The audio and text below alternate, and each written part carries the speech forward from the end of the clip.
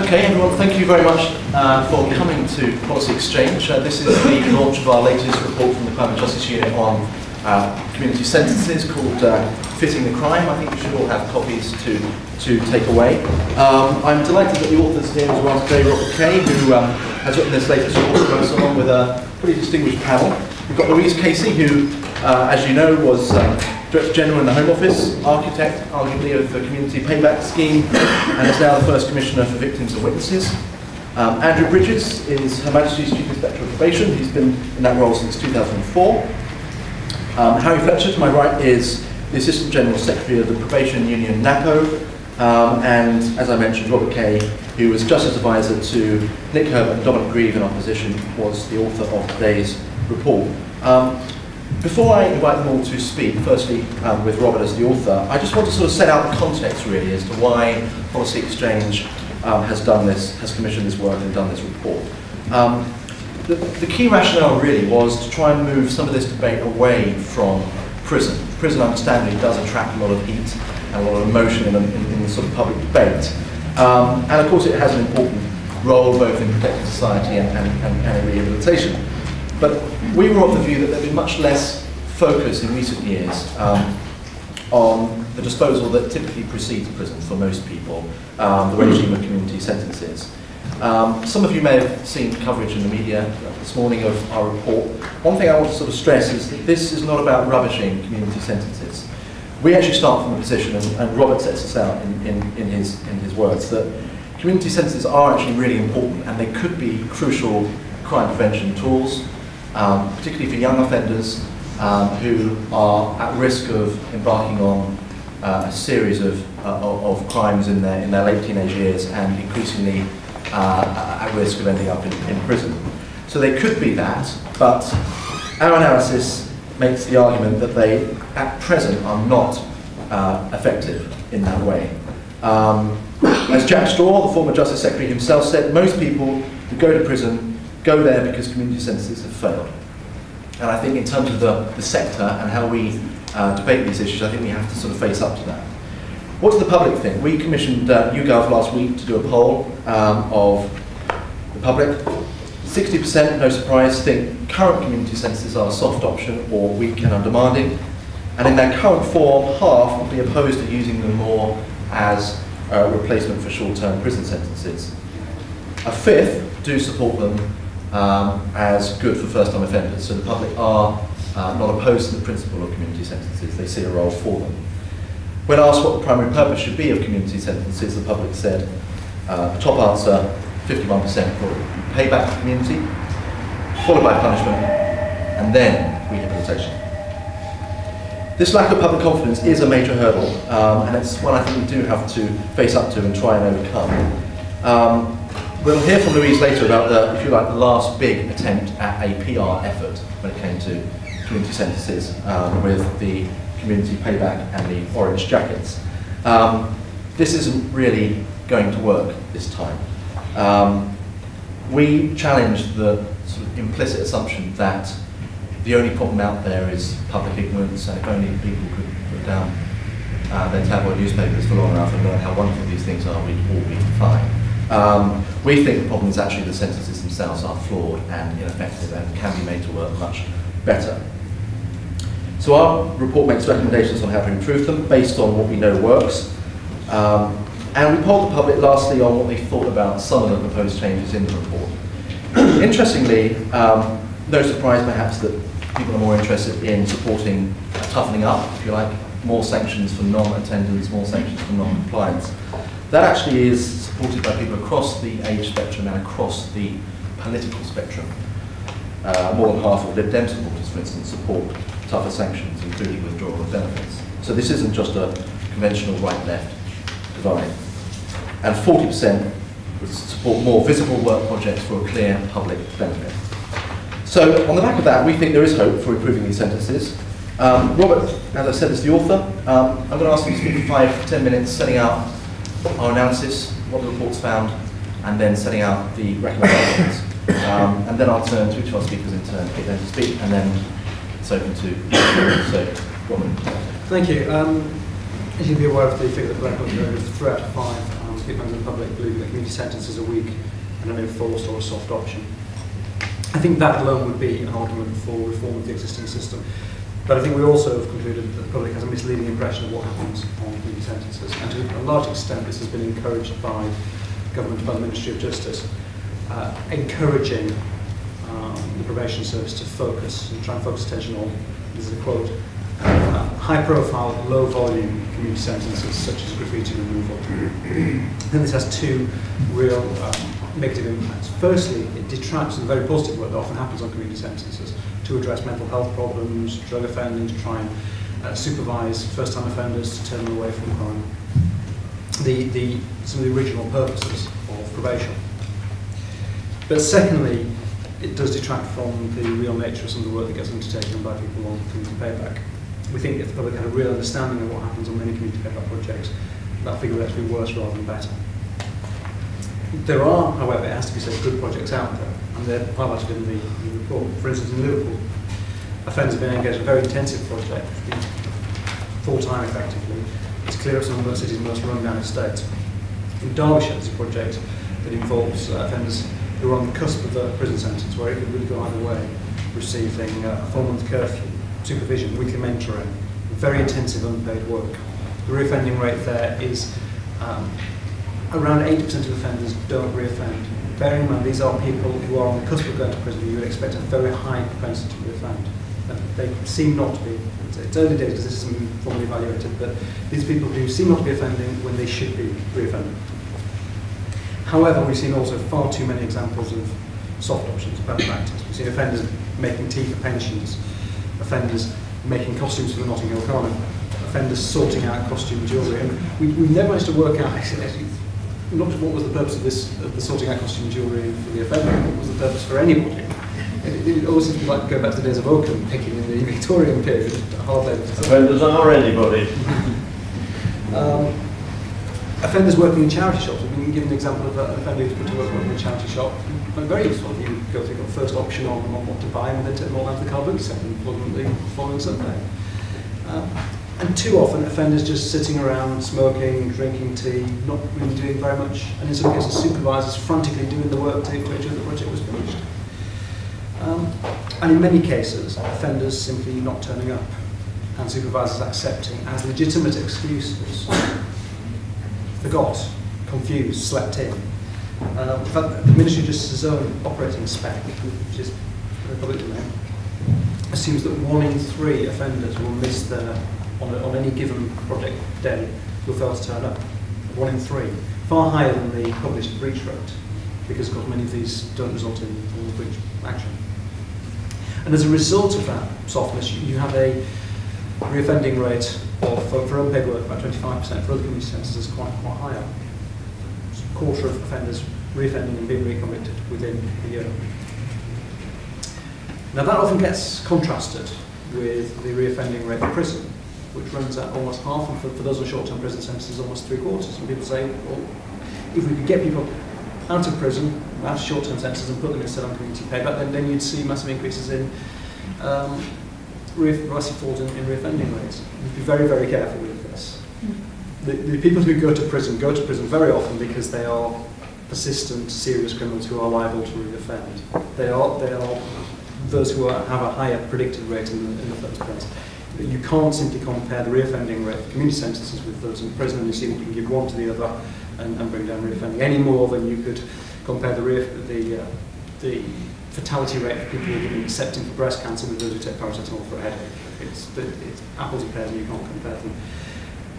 But when you do take into account the likelihood of reoffending between those groups and compare them with predicted rates for the type of offender in question, actually the difference is marginal, more than 1-2 percentage points. So what do we suggest instead?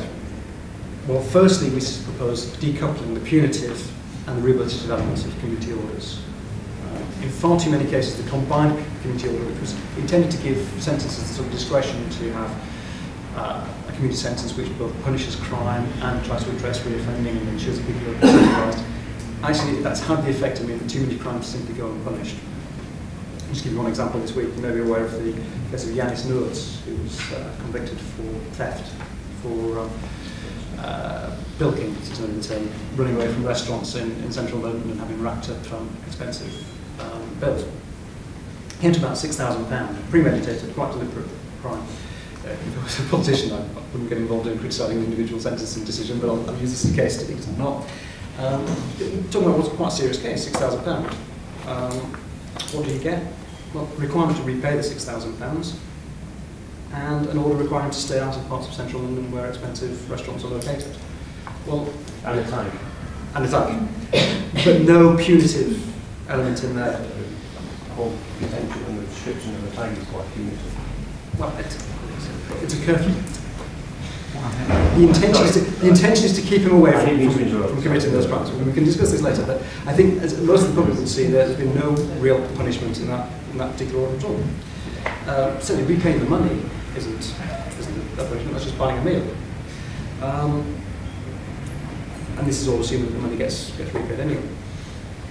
What we think instead is you need a much clearer punitive element, and then elements to rehabilitate the offender, or possibly to address the circumstances of their offending, so to keep away from the area they commit crimes, keep away from the people they commit crimes with.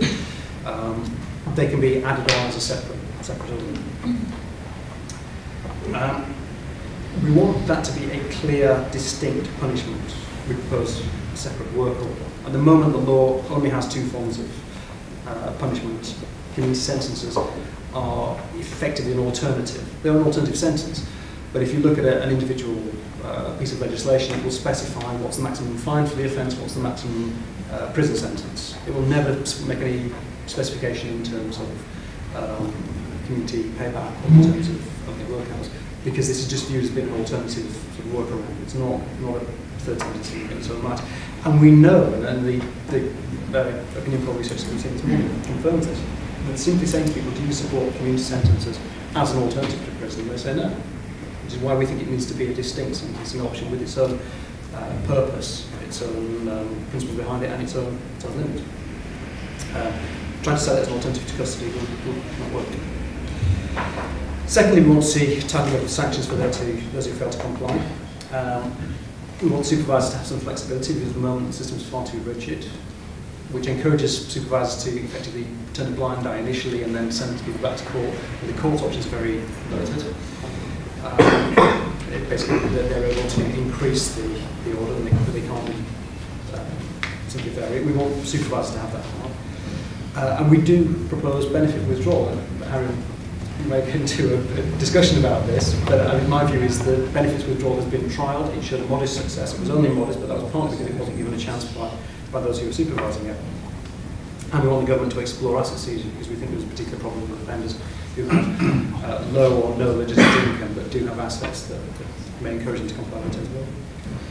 And third, we want to see a change in the sort of work that offenders undertake, with an emphasis on physical labour conducted outside in groups, but also with a clear public benefit and some sense of completion.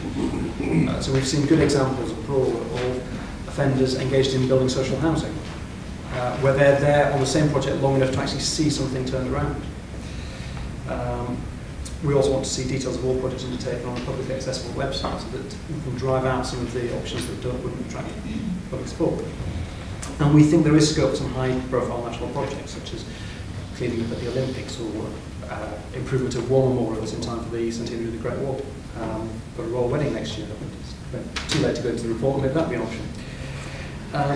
But finally, we believe this will need a wholesale culture change, and change in the way that unpaid work in particular is delivered. And for that reason, we think the probation service should no longer be responsible for delivery of that component of community sentences. Unpaid work has always, going back 40 years when it was introduced, been the poor relation of the probation service. We think there's far greater scope for the private sector and the voluntary sector to take on the role of supervising and providing projects for community sentences. And this in turn would free up the probation service to concentrate on what probation officers actually want to do, which is monitoring and supervising dangerous offenders and trying to turn around the lives of people who have mental health problems or drug addiction, or are just first-time offenders who need to be kept away from a life of crime. That's what probation officers want to be doing, and that's what we want to see them doing, rather than community supervising offenders on unpaid work. Okay, thanks, Robert. All of our panellists have had prior sight of the report, and we obviously discussed various aspects of it with them when we were writing it. Their views are their own, but Louise has done us the courtesy of penning forward to the report as well. So Louise, I may as well turn to you first. What are your thoughts on this whole subject? First of all, can everybody hear me if I'm sitting down? Is that everybody can hear what I'm saying? Great. Firstly, I just want to say thanks very much, I think, to Policy Exchange for actually putting this debate right on the map and right now, because the timing of that is incredibly important. I obviously hugely welcome, I think, what is a compelling new report. Obviously, I think it reflects a lot of what I called for when I was in the Cabinet Office, where we did a review into how to engage the communities in the fight against crime. And one of the many aspects we looked at that point was this issue of what was then called unpaid work. And what we called for at that point was quite systemic reform. And that's what I recommended actually to ministers in the last government. I would say that ministers went so far but did not implement in full the proposals that were needed. And I think we pushed on with what we could do, i.e. encouraging things to toughen up, to call it something that felt more suitable rather than kind of an expression that to my mind felt more like voluntary work rather than something that felt like it was either paying back to the community or that was punishment. And obviously we had a desire not only to toughen it up but also to make it more visible to local communities. But I think what Policy Exchange is calling for today is something that actually, as you put in your subtitle, is about mending the weak link in actually the sentencing chain. And I think that is radical, I think it is right, and it is timely. Timing couldn't be better. Obviously everybody in this room is probably aware the coalition government is having a fresh look at sentencing and prison, and indeed what everybody keeps using the expression, what works. So now, in my view, is a prime time to have a debate, but also to make, in my mind, a real overhaul of community sentences. And I think if we follow the recommendations of the report, we can both reflect what the public and what victims want in community sentences, therefore increasing public confidence in them, which is an end in its own right and a dignified and proper thing to do. But we can also make them more effective in terms of reducing reoffending, an equally legitimate and important thing, as sentences with a punitive element are shown to reduce reoffending, as Robert has just outlined. And I think, therefore, these two elements is a win-win for the coalition government, but a win-win for the community and the public at large. I'm glad that in the report the Liverpool pilot is talked about. It was one that actually myself and Joe Chuk, who's here today, tried to set up with the Community Justice Centre. Community payback there was more demanding, but also constructive, and I think the word intensive, I think was the word that we eventually landed upon. Offenders worked 5 days a week renovating social housing estates, and during the 12-month pilot phase of doing tough, constructive, 5-day-a-week work, 93% of the placements were completed successfully, compared with the usual rate nationally of just over 50%. And the added benefit for me at that point in that job was that during the course of that, no new graffiti appeared on the estate, and indeed there was a 50% reduction in antisocial behaviour. I think the evidence today and before, in fact, also shows that the public on whose behalf the criminal justice system operates have two things at the top of their list when it comes to sentencing. That is punishment and then rehabilitation. But I think that it's important today, when we are thinking about the aspect of what community sentences are, is that it is punishment and rehabilitation, and in that order. So victims who I represent do not want a crime to happen to anyone else. They say that to me repeatedly. So of course they and I believe in rehabilitation and want that to happen. But I don't think it's right that we can ignore or be somehow made to feel ashamed about sentencing also being about punishment. And that is quite often how I and many other people are made to feel. And with community sentences, that element of punishment is often overlooked. It is, as Robert Kay has put it very, very clearly today, the weakest link. So when we sentence people to prison, the punishment is that they are deprived of their liberty. If we want the public to come with us when we say prison is not the only answer to crime, we need to show them that the other sanctions are tough and involve punishment too. So that's very much why I'm here today, very much why it was a privilege to write the foreword, and very much why I want to be part of this debate, to try and actually get a fundamental, structural and systemic reform to community sentences. And obviously I fully endorse the idea of a work order. So you would have custody, you would have a work order, and you would have fines. That is something which is straightforward, it is something which the public could understand, and it is something that I would strongly support. Louise, thank you very much. Harry, would you like to follow up? Yeah, with Louise, thanks for the invite to speak today. And I did have an advanced copy, as Blair said, of the report, and it's not going to be really possible in 5 minutes to cover all the things that Robert suggests. But the first thing I say is that the probation service that Robert, and I've known Robert for some time, the one Robert describes is not one that I really recognise. I mean, I've been associated with the probation service, sadly or not, for over 20 years. It sometimes feels like 40. And it's been constantly criticised over that period for being soft, not tough enough, or an easy option. And I think the problem with that analysis is, of course, probation will never ever be as tough as a prison, a detention centre, a short sharp shop, a boot camp, or any other form of incarceration. It can't be, because it's not prison. And historically, Robert's right, probation was always seen as rehabilitation. Its origins are in the Edwardian era, and its ethos in those days was about saving souls, particularly the souls of drunks and prostitutes. The service grew after the Second World War, and its focus remained on, and I quote from official manuals at the time, advising, assisting and befriending offenders. The notion of probation primarily as a punishment dates back to John Patton's days. Anybody remember John Patton, Conservative minister? And that belief that probation was primarily a punishment was reinforced famously at NAPO AGM in, I think, 1999 by Paul Boateng, who described probation as a law enforcement agency. That's what he said. And I think that view has been reinforced really ever since.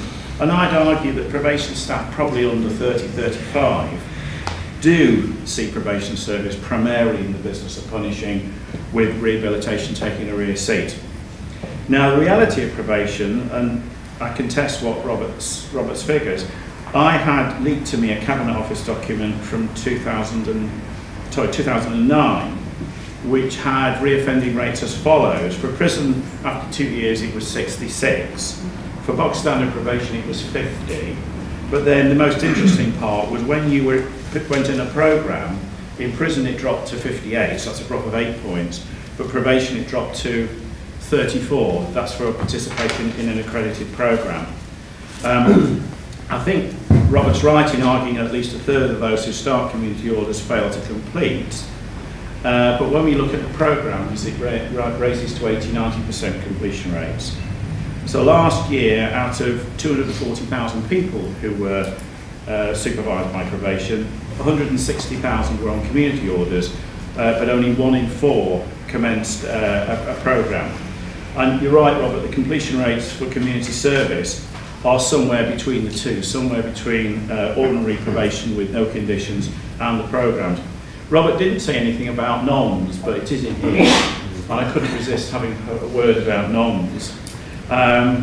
Robert thinks that, take my word for it when you read it, that NOMs hasn't had much of an impact. Well, I think it has, but it's a wholly negative impact. A leaked document, which I got at the turn of the year, showed that the amount of time that probation staff spent in front of a computer was 75% of the week, which left 25% face-to-face or on the phone with offenders. And interesting, I asked Edward Garnier, who's a good friend of mine and now Solicitor General, to ask a question about how much time probation officers spent in front of computers and how much with offenders. And the answer came back, oh, we don't collect that information, it's not known. So imagine my surprise when a brown paper envelope arrived 3 days later. I should have brought it with me. Headed Ministry of Justice, confidential amount of time probation staff spend in front of computers and with offenders. I would turn to community service, launched in 1976. And Robert's absolutely right, I checked this before saying this. There doesn't seem ever to have been a review of the working of community service, which is what I still call it, since that time. I also agree that community service has become a sentence that is used by courts, often when they don't know what to do with the offender. So as a consequence, sometimes it's used instead of custody, sometimes it's instead of a fine, and sometimes it's for people who don't seem to have any welfare needs. And that came from Magistrates Association when I visited them recently. That's their take on it. So I think there does need to be a proper review of its purpose and focus. I also don't agree with Robert about charity placements. About a third of people I've changed it to unpaid work here, so you can see how confused I am about what to call it. So I started off calling it community service. In my own notes, I've changed it to unpaid work, and that's just in a paragraph. So going on to the single placements, which are either in a charity shop or with disadvantaged children or the elderly, the feedback we get is very, very good from the charities and from the groups working with disadvantaged children or the elderly. In terms of groups, we do struggle to find meaningful placements for offenders, partly because we're hidebound by we can't have a placement that will put law-abiding people out of work, which I think you'd all agree with, and also hamstrung by all sorts of health and safety rules and regulations. And I also would want to say, and this is something Blair and I discussed over a coffee last week, that those on community service, unpaid work, or whatever we can call it, are not a compliant workforce eager to repay their sins to society. They're the reverse. Low motivation, they don't want to be there, and increasingly abusive towards their supervisors. The characteristics of this group are interesting. This came from the Prison Reform Trust. 27% have been in care, compared with 2% of the general population. 30% were regular truants, compared with 3% with you and us.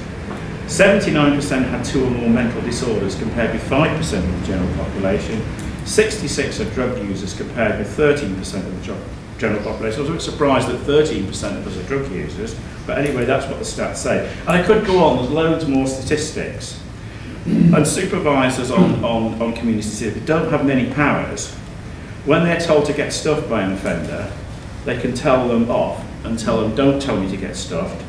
When they're told to get stuffed a second time, they can then be excluded from the placement, told to go home.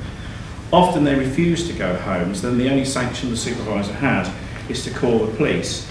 And if they're lucky, if the local force has got someone to spare, they might get somebody coming round in an hour, and then the vast majority of the offenders do run away. Final bit, there are some changes I would like to see. Probation orders on average last about 14 months at the moment.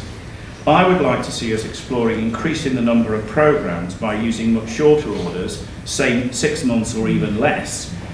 I'd also like to give consideration to an order that's dedicated to people with the following problems: drugs, literacy, and they're unemployable, which is a large swathe of the people we deal with. And I'd like to see some kind of incremental order that deals with the addictions first, then looks at literacy and numeracy, and then the key is getting people into work, although I'll probably have to delay that a bit until there's work for everybody in 4 years' time. I don't agree with people losing their benefits because they're not available to, because they don't turn up or because they don't comply. All that happens is I think they'll just go and steal more. So there are things that we have in, or I have in common with the policy exchange. But the final point is I return to the description of the probation service, which is not the one I recognise. It's not inefficient or lacking in shape, and it has a very dedicated workforce. There's clearly need for reform, and I'd like to agree with you, Robert, community service done on consecutive days and finding ways means that the people don't lose their job seekers allowance when they're on that place. I think it would be more meaningful, particularly if we can offer them sort of skills at the end, which helps with pathway to work. But I'm not convinced at all by private sector.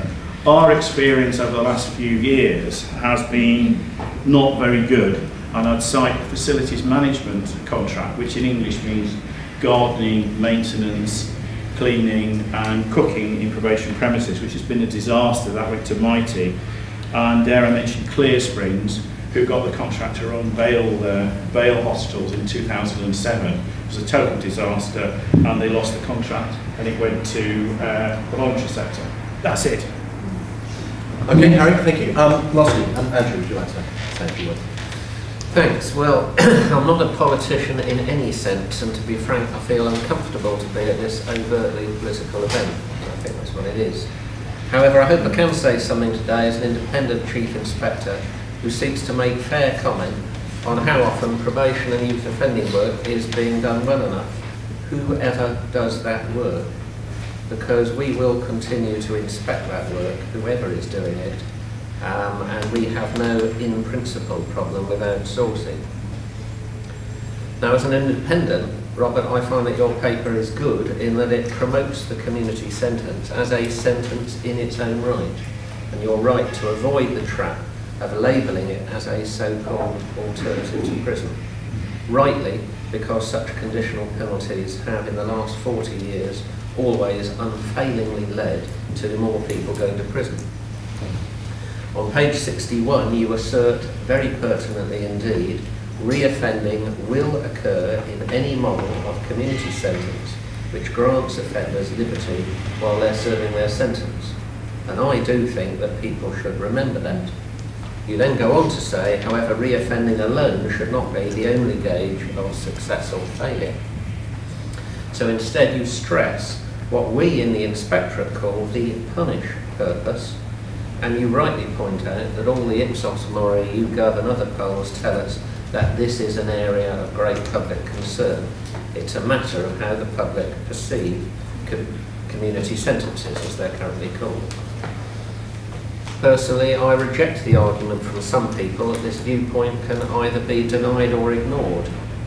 And that's also why I don't join in the lecturing by some lobbyists to ministers about how they should be brave and make policy decisions that simply ignore the views of the electorate. Politicians and all of us in public service should listen to what the public has to say and take careful note of how they perceive things, even when it's a viewpoint that we don't think is particularly fair sometimes or agree with. So I find myself thinking, if public confidence is the question, then your proposals provide the basis of a good answer, even though only a few of your ideas haven't been already done or already thought of before today. As Chief Inspector and also someone who's been around the probation service for nearly 38 years, I know that sometimes things have been done badly, and I've said so. And no one has yet said that our reports are soft. But particularly as Chief Inspector, I also know how often probation work has been done really well, and that that's actually been increasing in recent years, despite financial constraints.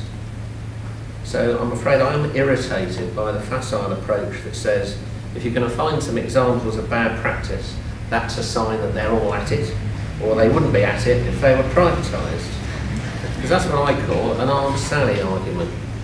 It's based on wild and excessive simplifications and generalisations, and my answer to that is come off it.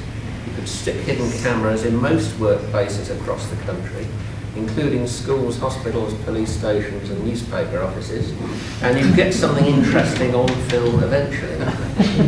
Now, some people do say stupid things, and some bad things do happen. And where you have criticised bad practice, there are things I agree with. But this blanket assassination of the work of an entire service is out of order. And it's unnecessary in order to make your fair points.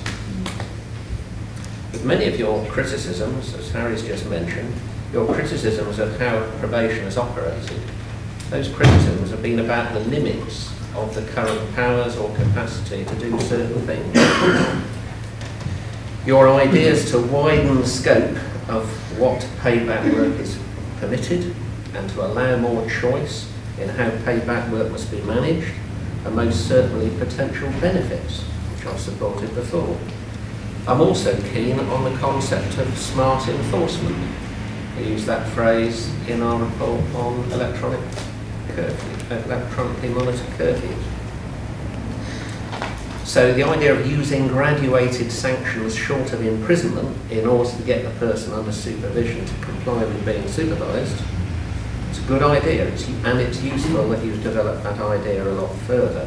We should be prepared to look at the options there. And I certainly agree with you that yes, you can and indeed you should have both punishment and help within most sentences.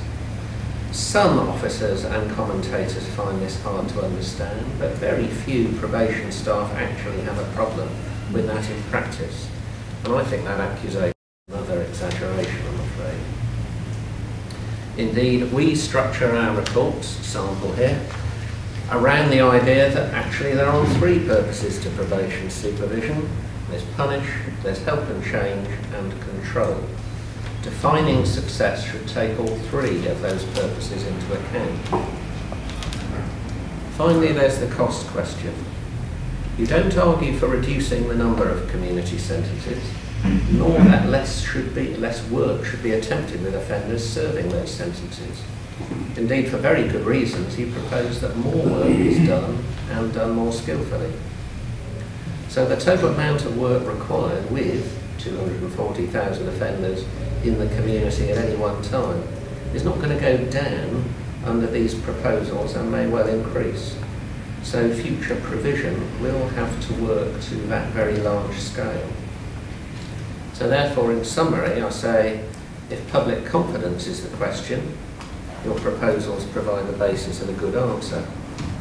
If effectiveness is the question, it's a different thing, then I think your criticisms are excessive and the implied expected improvements somewhat optimistic. But the spirit is right. If saving money over the next 4 years is the question, then someone still needs to do their sums to show how all those good ideas could be applied across the 240,000 offenders under supervision with less money, whoever does that work in future. Got lots more, but I'll stop there.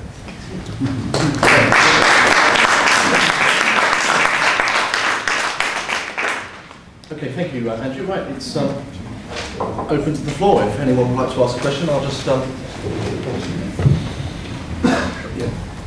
Mike Guilfoyle, NAPO. I apologise for my interjection earlier, but enthusiasm got the better of me. I mean, I've recently left probation after 20 years as a probation officer, and I've supervised hundreds of people over the years on probation, and I'd like to see the practitioner's voice better heard in the report and in the other reports. I think it's often lost in the noise and the confusion. A few discrete points. Non's demise, yes, that's a definite yes. Attainment by results, well, 8% drop in the crime rate recently. I mean, presumably probation service had some impact on that reduction. Threats of union privatisation and endless organisational makeovers of probation have not conduced to good staff morale. Obviously the pending cuts in probation budgets will intensify the pressures on frontline staff. And the absence of national leadership in probation, we've had no director of probation for many a long day. And it strikes me that Hilary Benn said some years ago that the probation service was the hidden jewel in the criminal justice system. We've gone from being a hidden jewel to being the weakest link, which takes some strange credulity. I just one further point. The Justice Select Committee is currently doing a consultation review on the role of the probation service, and I just wondered if the follow-up report of the Policy Exchange think tank will be doing in January, hopefully will take into account. Okay, yeah, it certainly will. Is there a question? Or That is just some observation. Okay, any questions from the audience? Yeah. Well, I have some observations rather than questions. Okay, keep them short, please. We've got lots of people who want to Is that all right? Yeah. I'm a circuit judge. I sit down in the Snaresbrook Crown Court in the East End. So every day of my life I pass these community orders, suspended sentences, and sentences of imprisonment. So I have a particular perspective, but I kind of know what I'm talking about. I wanted to make 2 points, really. First of all, or three. First of all, I agree that unpaid work could have some work done on it. The organisation could be improved. Perhaps the probation service shouldn't have primary responsibility for running it. But that is going to cost money and take organisation. That is clear. Second point is related to legislative change. 2 things. One is, please don't meddle with the legislation again. The judges are sick to death of changes to sentencing legislation. And actually, a good part of the Criminal Justice Act 2003 is the community sentence and the suspended sentence order. And it is very good to be able to combine punishment, unpaid work, curfew, which is a punishment, Yes. to sit at home every night between certain hours, enforced with a tag, is a punishment. But to be able to combine punishment with supervision, with programs, with drug rehabilitation and so on is extremely useful. And to be able to combine those with a suspended sentence order. So I'm not sure. I think you need to look carefully at whether you need to change the community, whatever it's called, Criminal Justice Act 2003. The third point is this, enforcement. Come down, please, to Snaresbrook Crown Court on a Friday when I have my breach list, and you will see how difficult it is. You will see the people you are dealing with. You look them in the eye. It is not straightforward. So to complain about enforcement and it's not tough enough and it should be tougher and all these things, you need to sit, and you're welcome to come down on Friday. Sian Hanson has my details. And that would be an interesting experience. Yeah. All right. Thank you. Robert, would you like to respond? Yeah, I was going to come in on those two things. Change the sentencing legislation. No, I appreciate the sentencing framework has become more and more complex in recent years. Well, that's and the 2003 Act has already been amended in God knows how many ways, not least by 2008.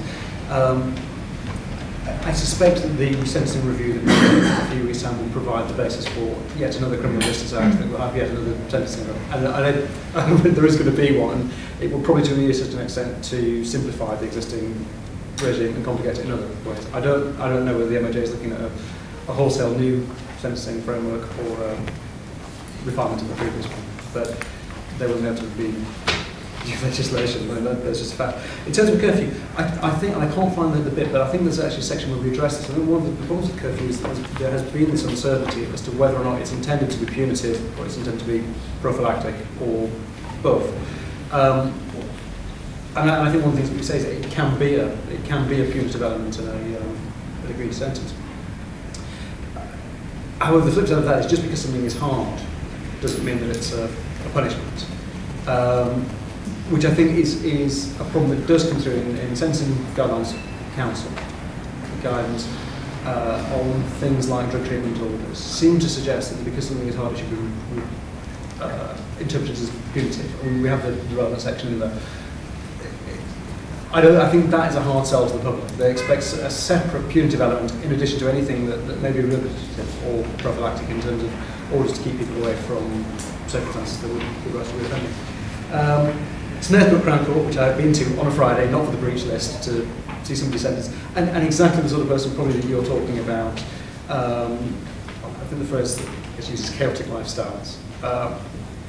My point would just be that in an ideal world, they wouldn't all be coming towards you as breach proceedings. It would be better to have a flexible sentencing framework where the supervisors themselves could address that, rather than effectively having to return to court, which is then constraining in terms of what it can do in having to make the order longer in terms of the hours undertaken, and then perhaps tinker around with the requirements. It would be better to have a framework that was flexible in the first place, so that you could perhaps, if you're dealing with people with chaotic lives, say you do these bits now, but you have these orders in 3 months' time when you've got things a bit more sorted, and then gave the professionals some discretion to be able to enforce at the appropriate stage, rather than return to court in the breach proceedings.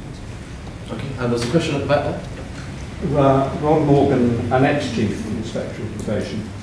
Just over the point on the weak link in the sentencing chain, there's nothing to prevent the Sentencing Council giving maxima of suggested hours of work without changing any legislation alongside maximum fines and periods in imprisonment. So that could be achieved without any legislative change whatsoever.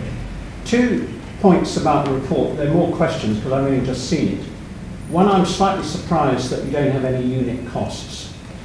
And I wonder whether you were tempted to get any and whether your failure to include any is because there aren't any or that you weren't provided with them. And the second thing is, though I think you produce evidence that more briskly enforced and more intensive community work programs are probably more effective, there is supporting evidence for that. I can't find you citing any evidence that making it more overtly punitive, i.e. labouring in public, that might satisfy the public and that might be a very important issue, but I don't know that you've produced any evidence that that's more effective in terms of reoffending. I'd be grateful for your observation. Okay, one more question and then we'll...